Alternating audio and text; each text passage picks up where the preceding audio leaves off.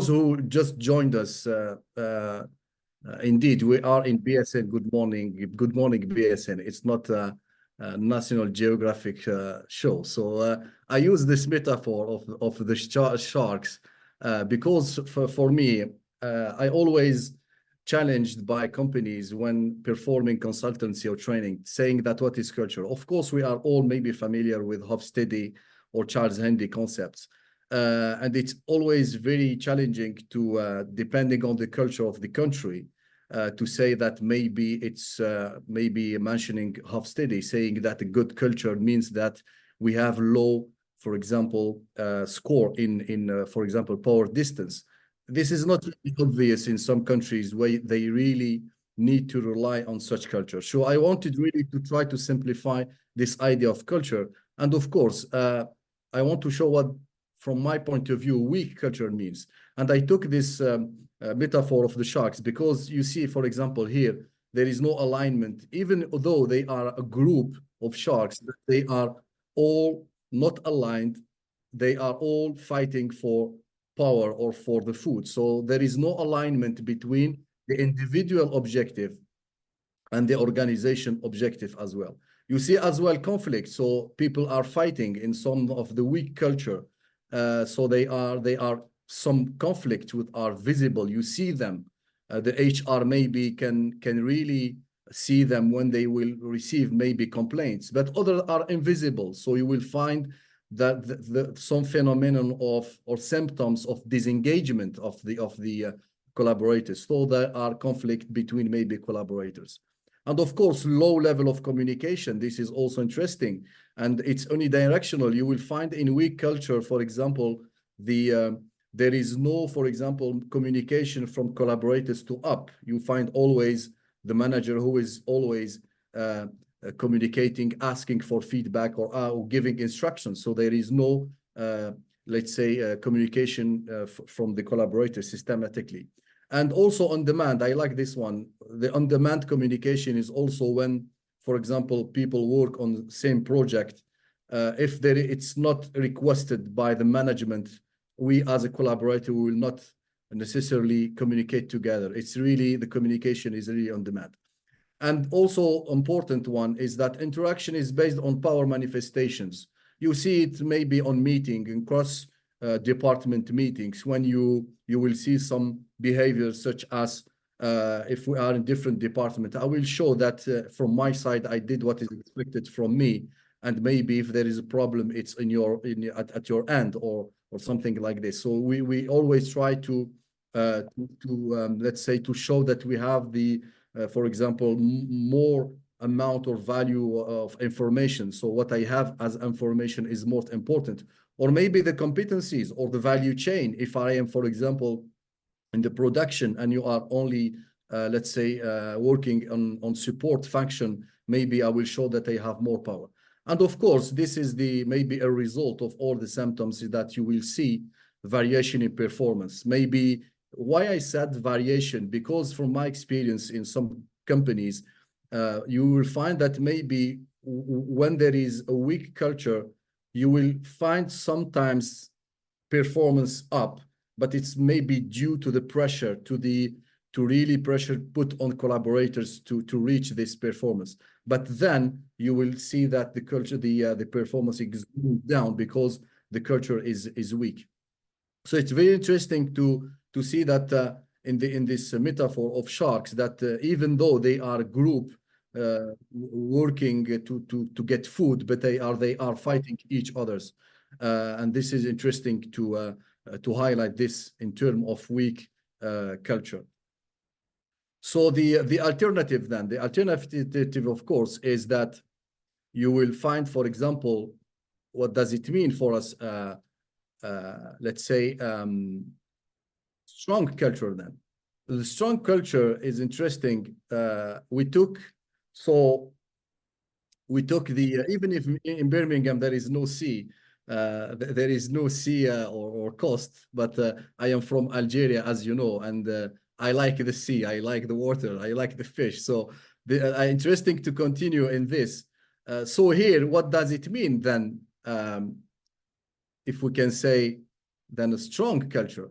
A strong culture, I took the metaphor of sardines as an opposition to the sharks. And you see that the individuals are aligned with the organization objectives, of course. And it's very interesting because you see that here the objective for organization is survive. And they are flexible to change. You see that even if there is, let's say, millions of sardines, but they are all moving in the same direction according to the perceived threat. And there is always permanent communication. They are always communicating between each others to avoid the sharks attacks. And this is very interesting also, interaction based on performance and also individual expectations. If there is one sardine which is exposed to an attack of shark, all they will move accordingly. And of course, the last one is very important, power distributed according to the weight of responsibility. If you will find that those two here, sardines or three, they are really exposed. So they decide to change the direction, and all the millions of other sardines will also change direction. So this is very interesting to highlight this in terms of culture. That is not a matter of let's say having low power distance, or maybe to more focus on collectivism than individualism, or maybe to have this maybe a resistance to change. But it's really, from my point of view and according to my experience working with companies as consultant and trainer, I found that this is really, those symptoms as really interesting and shows that there is really a strong culture. Now, the second milestone, the first milestone was, of course, to speak about the culture.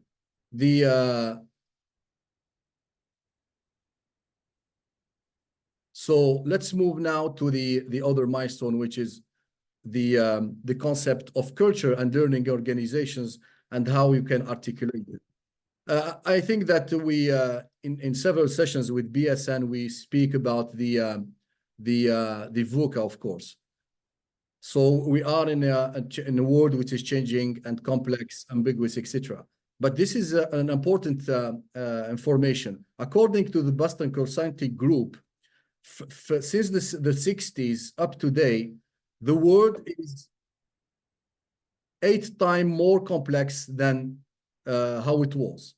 And this is very interesting. And they said that as a response to the complexity of the environment, organizations are becoming 32 times more complex. Let me write this.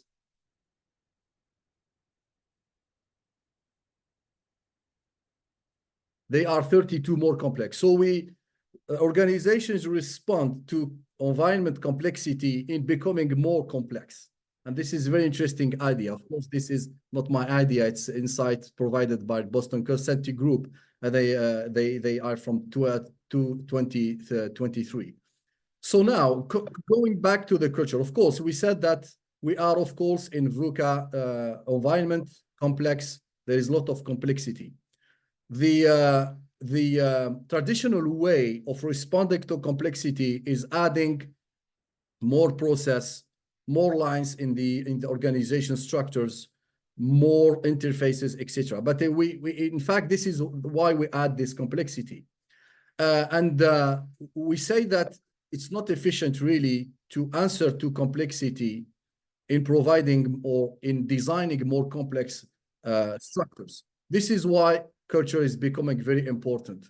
So culture really helps to face this complexity, but in learning from the environment. So this is why interesting when we have this high level of certainty, it's organization need a quick scan. What does this mean? It means that organizations need to have a structure or culture that help them to really to understand very quickly that the environment is changing and what are these changes. This is why it is very important for the consensus scan, means that we, as for example, leadership or executives, we will have maybe consultants, we will have more data, we have a holistic view of the changes of the environment.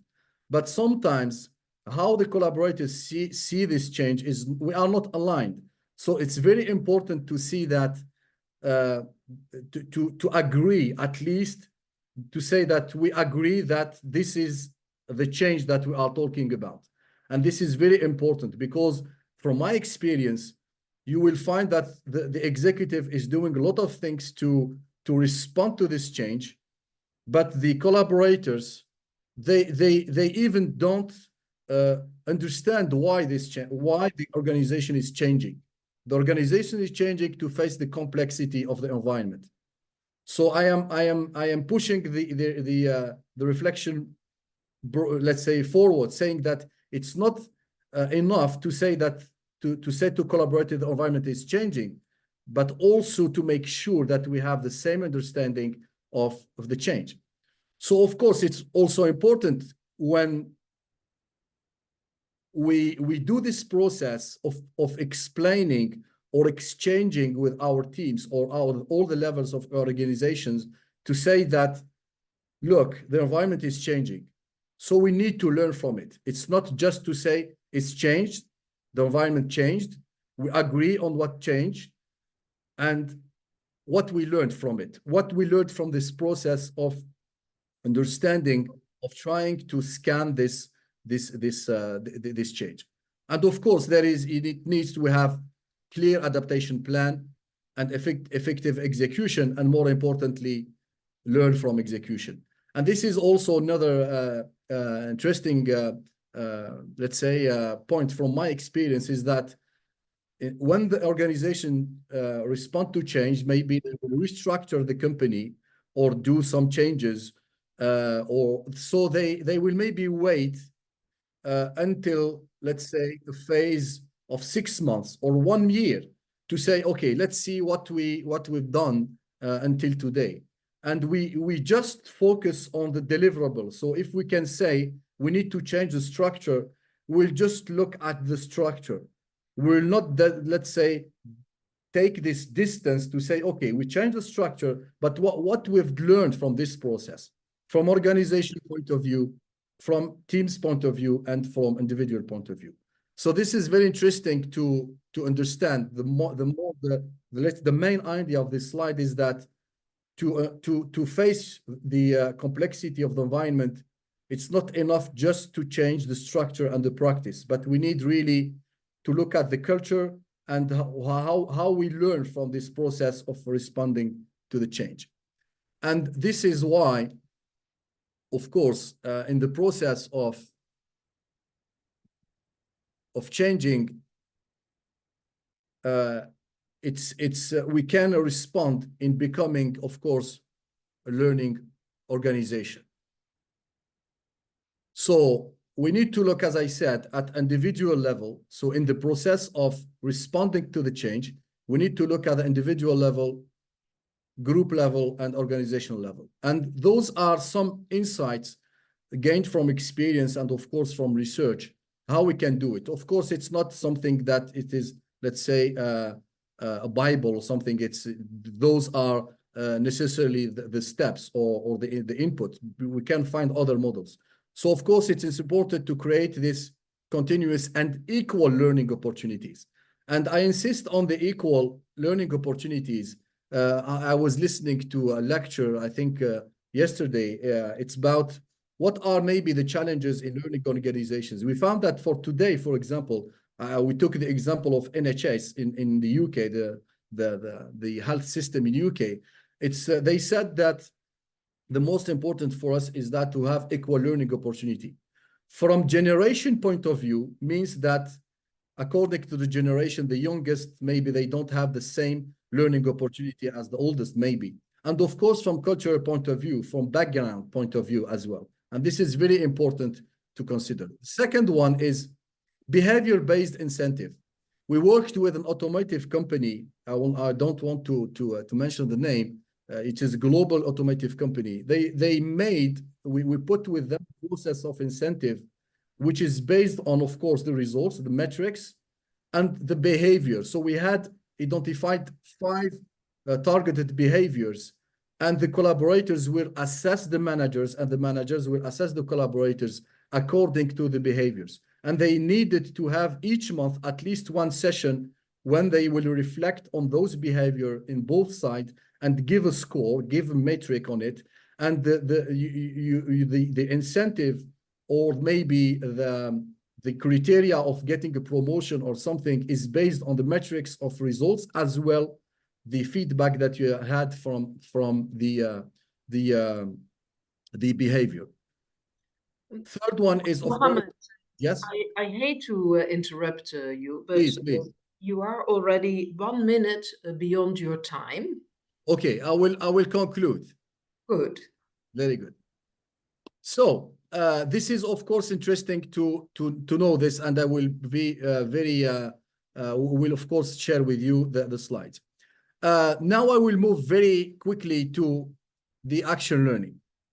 So of course we all know the equation of relevance. The learning, of course, we need to have the amount of learning superior or equal to amount of change. And he proposed the equation learning is equal programmed knowledge plus questions. It was maybe updated by Michael Marquardt, and he added the reflection, which is interesting. My point for today is really this, is that from our experience, we found that it is more interesting to start with reflection and then going to program knowledge, then question and gaming. And the game is really providing interesting insight. And at the end, reflect on the game and the program knowledge. So I will conclude with this equation. I will maybe take 30 seconds to show you just evidence that this equation is really working well. We found that here are the reflection examples of the reflections. So we say we start with this. For example, if we will make a change in the company, we'll say the GPS, which is here, the green column is that what are the insights, tools, behaviors that will help you to do it. In the other side, what are the obstacles? So we gather insight, we reflect on the let's say the subject area that we are tackling. The second one is program knowledge. Here, for example, we showed them, we explained them the Charles Handy concept of culture. So we explained it and we tried to also apply it. So this is program knowledge. And then we went to the question and we used the Canva. His is Oscar, means objective. You ask question about the objective, the support that you can have, the challenges, the action, and the results and the scenarios. And then we move to the learning games. And those are some learning games that are very interesting. We'll, of course, maybe take the question to explain them. So there are various learning games that we have designed that we use. We'd use them for researchers, for corporates, and entrepreneurs as well. And of course, we discovered Sim Venture, which is really interesting as well because it provides this, let's say, virtual, let's say, platform. And reflection, this is really interesting because I will finish with this. When we reflect, we found that, look here, they reflect, they top of mind, we ask the question, what you learned? They put the tools, and look here, and the learning game. So they really loved and really appreciated the experience in learning games and all the tools. So my final slide is this. So this is what I propose today, is that really in the action learning, we start with reflection, program knowledge, question, gaming, very important, and reflect on the gaming and the program knowledge. Thank you very much, and sorry for expanding the time. Thank you, Mohamed. And I think alignment, learning, and gaming are the keywords I pick up from your presentation. You've eaten the time away from Peter, but that's okay because Peter is your friend. So sorry, Peter, I'm really sorry. But fortunately, I can give you the time back, Peter. We are really curious what you can tell us with your 34 years of experience. The floor is yours, Peter. Thank you, Annette, and thank you, Mohamed. Right, well, I could write a thesis, but I've only got 5 minutes maximum. So I'm going to really focus on a couple of things that really struck a chord for me. I think the first one is issue of uncertainty. And about 10 years ago, I was actually in Algeria, and I listened to someone called Patrick Awua from Ghana. And he had created a university, a private university, and he said, everything we do here is to prepare students for the world of work, and therefore everything they do has to be uncertain, because that is what the world of work is like. And I think allowing people to make decisions and deal with uncertainty whilst they're learning, rather than pump them full of knowledge, is essential in today's modern age, particularly, as Mohamed says, 8 times complexity. Now, linked to this is the fact that I'm reading a book at the moment called The Right Kind of Wrong, and it's by Amy Edmondson, and she's famous for writing about psychological safety. The reason she writes about that is because the world of work is so uncertain, there is tons of failure. You've either got a culture that embraces failure, or it robs people of that opportunity. And what I mean by that is that when people fail, they hide it, because if they actually communicate they failed, they think there's going to be consequences. So a culture that is progressive and wants to get better results has high levels of psychological safety. It encourages people to fail and actually make mistakes. And coming back to the gamification or the gaming element, we believe at Simventure, we always have believed, one of our tenets is that you've got to allow people to make decisions and act and fail, and because they can then understand why. But the critical thing here in any learning is that the activity has got to be authentic. Because if you mind, why don't we just use Monopoly? Because people make decisions, people enjoy playing the game. The reason we can't use Monopoly, and we shouldn't use anything like that, is because it is not authentic. We're not preparing people for the real world at all.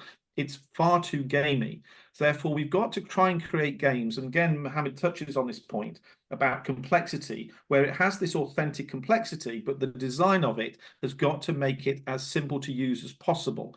If you think about your iPhone or whatever phone you use, incredibly complex machines, but really simple to use. And that's a key thing about the design. And just really rounding up now, to make an organization to function really well, I'm thinking about a university here, is that if I was the vice chancellor, I would want the students to always be curious and to have better results. And that means failing along the way. And to get there, we've got to get students asking better questions, and we've got to get them exploring what they don't know. And I think that well-designed games really give them an opportunity to do that. And this is probably my last point, is that that Johari window, if we can get students into that space of talking about and understanding what they don't know, then the joy for educators, the joy for the organizational culture, just pours more energy back into how people are working, how people are teaching, and naturally it attracts more people to it. But getting these things right, and coming back to Amy Edmondson to finish off, getting psychological safety right, and this book, Right Kind of Wrong, that she's written, it is not easy. But it means understanding how failure works and how we learn from failure and how we work with people when that dynamic happens. But thanks very much, Mohamed. Hopefully I've managed to buy a bit more time, Annette. Thanks, Peter. And one thing which comes to my mind is I'm now curious about how these games may look like. And I don't know if either you, Peter, or Mohamed can give us an idea of what type of game you have come across or are developing, which may help us as part of our action learning process. I think, Peter, you can start, because if I took from your time, so please start, and maybe I will add a short input on it. Okay, could you just share your last screen, Mohamed, that's got a picture of Simventure, one of the screens from Simventure Evolution? Yeah, sure. Thank you. So this is just one screen from Simventure Evolution. So Evolution is a business simulation which allows people to make decisions and deal with consequences. The key thing is that they're not just dealing with one aspect of a business, they're dealing with all aspects of a business all the time. And so, finance, marketing, organization, operations, sometimes it can feel slightly overwhelming, but the authenticity of this piece is the fact that, well, if you want to start a business or run a business or go and work in a business, to begin with, it is overwhelming. The temptation is to design these games as if it's right, we'll do pricing first, and then we'll do production, and then we'll do, whatever. But that doesn't happen like that in the real world. So the design and to engage students is that it's a continuous problem-solving task. And critical to it all in a simulation is they've got to be able to run a quarter, or so that's the acting. And then, of course, they find out what's happened in the next quarter, and they may well have made mistakes.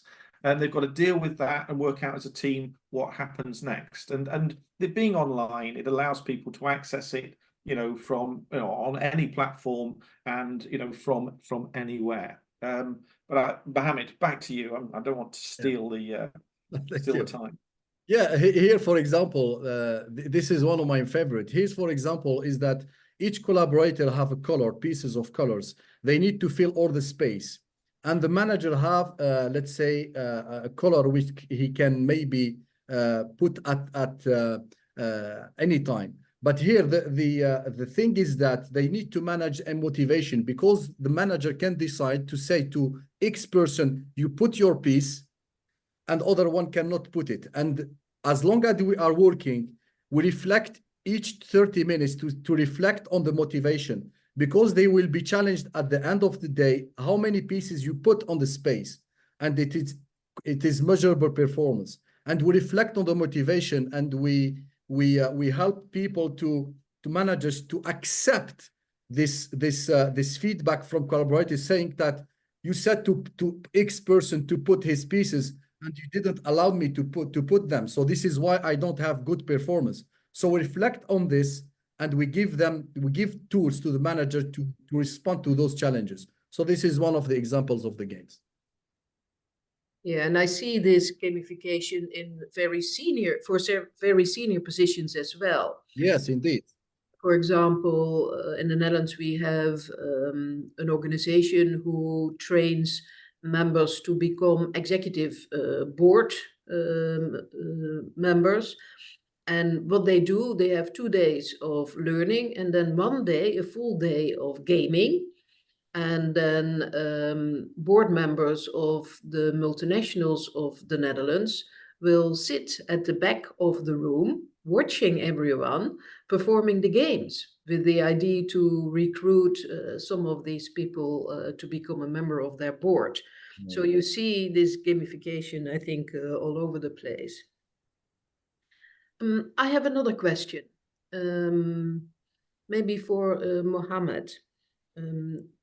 What keeps organizations away, or what are the challenges for the introduction of gamification? Are there not enough games, or are there other reasons why people are not using gamification? Yeah, I have mainly 2 reasons from my experience. The first one is that organizations say no when they are in this changing process. So they say that we are afraid of putting this in place, because they perceive it as we are in a serious process of change. So they believe that the gamification will be more an obstacle or to this change. The second thing is that when they have some they are not really familiar with it. So they start by saying, we really need to have demos.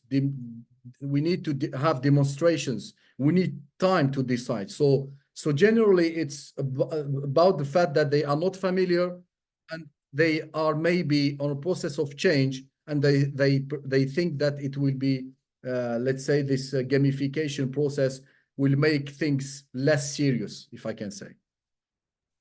I'm wondering, Twan, our Dean Twan, do we use gamification in our courses? Somewhat of it. So some courses have some games in it, but not a lot of them. So it's 1 or 2. Now, maybe to think about that. And with that, Mohamed and Peter, I would like to thank you for introducing to us another tool of learning, gamification. And Peter, from your contribution, I remember that you said it's important that people can make mistakes and that the organization is safe enough to do that. A game naturally is a place to make mistakes, and maybe that also helps organizations to see the importance of being able to make mistakes. Thanks again to both of you, Mohamed and Peter. Next week, we will talk about change leadership with Joop van Nierop as presenter and Hans van Buiten as reflector. And Lere Bale will be our moderator. And the topic is team leadership skills and team dynamics for challenging organizational transitions. So without further ado, I'll see you next week.